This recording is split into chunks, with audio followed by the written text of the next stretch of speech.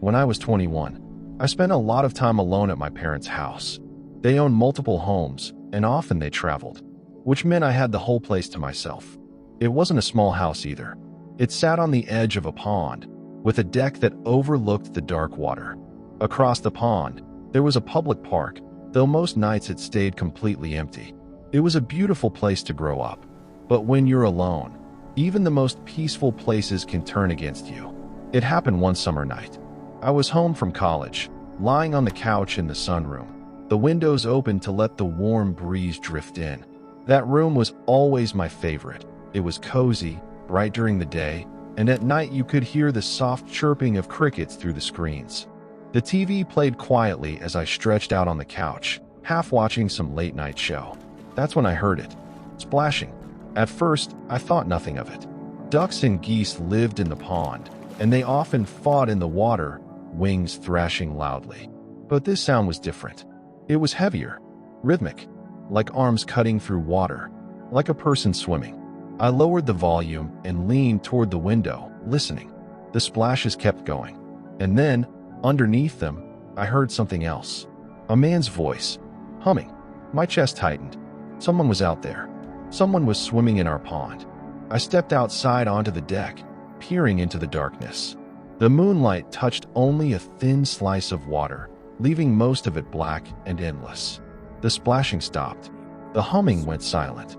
Whoever was out there had noticed me. I flicked on the deck light, and for a second, I thought I saw ripples moving across the water. But then, nothing. Silence. It could have been a neighbor, I told myself. Maybe someone just decided to take a late swim. But that thought didn't sit right. Nobody swam in that pond. It wasn't clean, and the water was freezing cold, even in the summer. I stepped back inside, shut the door, and locked it. Still, I couldn't shake the unease. My brother was away at college, so I texted him about what I heard. He didn't respond. My parents weren't answering either. I was alone with nothing but the crickets, the silence, and the memory of that humming voice. I tried to focus on the TV again, but I couldn't. The light from the screen seemed to spill out through the windows, making me feel exposed, like a spotlight in the darkness. That's when I heard it. Breathing. Slow. Heavy. Just outside the sunroom windows. I froze, the remote clutched in my hand. Then a deep voice spoke through the glass. I see you. The sound made my blood run cold. My heart hammered in my chest. Without thinking, I blurted out, "Paul? Is that you?" Paul was our neighbor, and for a split second, I prayed it was just him messing around. No answer. Only silence. Then the sound of footsteps. Bare feet, padding softly across the deck. I stayed perfectly still, lying flat on the couch, too afraid to move, too afraid to even breathe. The footsteps grew fainter, and eventually, they were gone. I waited. 5 minutes. 10. My muscles stiff, my body trembling. Finally, I forced myself up, checking the doors. All locked. The front door, the side door, safe. Or at least, I thought so. I called my dad and told him what happened. He told me to turn on the backyard lights and look. To be the man of the house. Protect it, he said. I didn't want to, but I listened. I grabbed the biggest kitchen knife I could find, flicked on the deck lights, and stepped outside. At first, I saw nothing.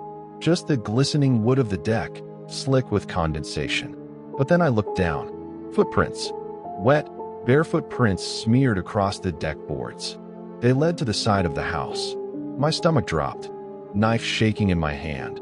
I followed them slowly, every step heavier than the last. That's when I saw it. A head, just barely visible above the edge of the deck. Eyes peering over, staring straight at me. He was crouched below, hiding, waiting. The second our eyes met, he slipped away into the shadows. I stumbled back inside, slammed the door, and called 911 with shaking hands. The police arrived quickly. They searched the yard, the pond, the park across the water. But they found nothing. No strangers. No neighbors out for a swim. Just silence. They asked if my family had enemies. Anyone who might want to mess with us. I couldn't think of anyone. Eventually, they left, telling me to keep the doors locked and call again if anything happened.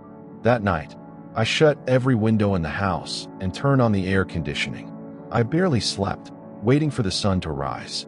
In the daylight, things didn't seem as terrifying, but I couldn't forget that voice. Those words, "I see you." He wanted me to know he was out there, watching. I never saw him again. Not in that house, not by the pond, not anywhere.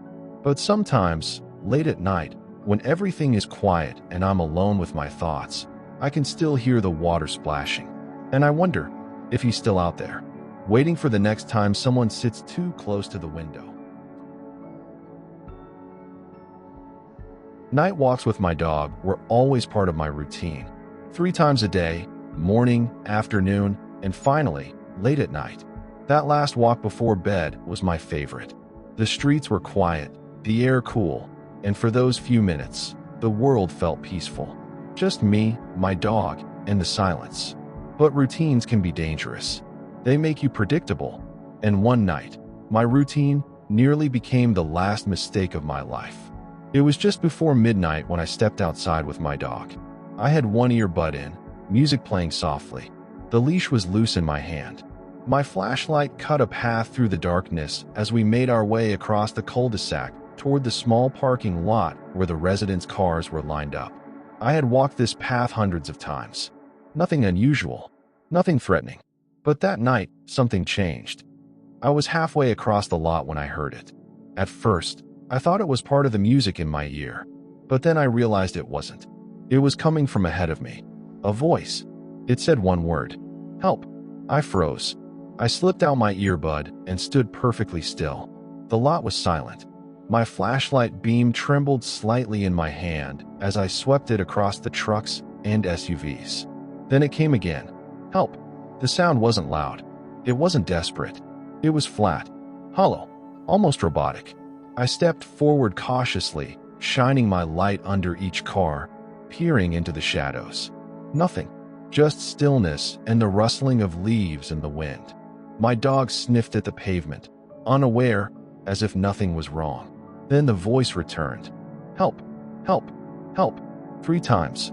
Exactly the same. Same tone, same rhythm, like someone pressing repeat on a recording. The sound made my skin crawl. It didn't sound like a child, but it didn't sound like an adult either. It was somewhere in between, wrong in a way that made my chest tighten. My dog suddenly froze. His ears stood up. He turned his head toward the row of cars I had been staring at. He heard it too. That was when the voice changed. "Help me." But there was no emotion in it.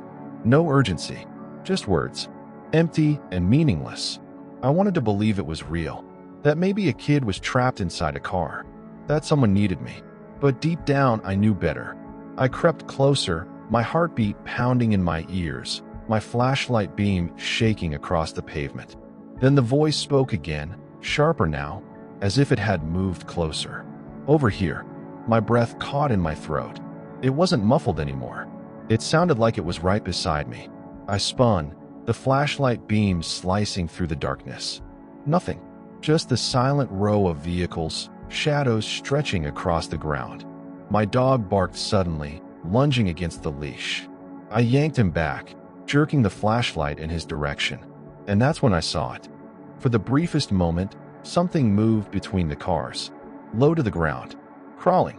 The light caught 2 pale, glinting eyes staring directly at me before the shape slipped out of sight. Every hair on my body stood on end. My legs locked. My mind screamed at me to run, but I couldn't move. Then the voice came again, this time softer, almost playful. "Help."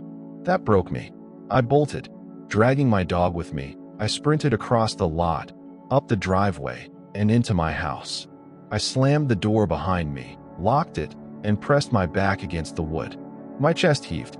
My dog growled low, staring at the door like he expected something to follow us inside. I tried to tell myself it wasn't real, that maybe I was tired. Maybe I had imagined it. But I know what I heard. I know what I saw. That voice did not belong to a human being. And those eyes in the shadows, they weren't human either. My mom told me it was probably a neighbor's TV, or maybe some kid pulling a prank. But no, I wasn't imagining it. That voice was real. That thing I saw was real. I never took that route at night again. But even now, every time I walk past that lot, I can't help but glance over my shoulder. Because in the silence, sometimes, I swear I still hear it. Help.